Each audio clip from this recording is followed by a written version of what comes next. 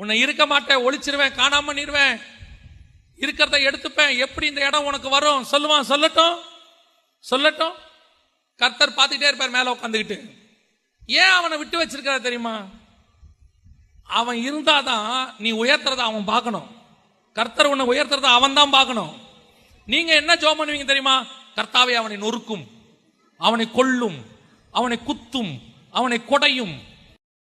நமக்கு ஆண்டவர் அடியாளா மாத்தி வச்சிருக்கிறோம். நம்ம என்ன நினைக்கிறோம்? அவன் இல்லாமல் போனா நல்லா இருக்கும். கர்த்தர் சொல்ற அவன் இருக்கணும், அவன் இருக்கணும். அவன் எப்ப வரைக்கும் இருக்கணும் தெரியுமா?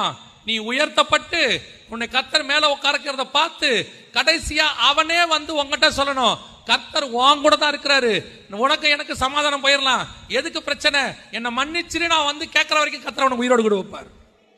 பல நேரங்களில் கர்த்தர் இதுதான் நமக்கு பண்ற வாக்கு தத்துவம். கர்த்தர் சொல்ற இடத்துல குடியிருந்தா பிரச்சனை இருக்காதுன்னு அர்த்தம் இல்லை. கர்த்தர் வாக்கு தத்தம் பண்ணா உபத்திரவம் பண்றவன் இருக்க மாட்டான்னு அர்த்தம் இல்லை. கர்த்தர் சொல்ற இடத்துல இருக்கும் போது வாக்குவாதம் பண்ணுறவர்கள் இருப்பார்கள். ஆனால் முடிவிலே வாக்குவாதம் பண்றவன் அந்த இடத்துல இருக்க மாட்டான். பொறுத்து போன நீயும் நானும் தான் அந்த இடத்துல இருப்போம். காரணம் கர்த்தர் நம்மோடு கூட இருக்கிறார்.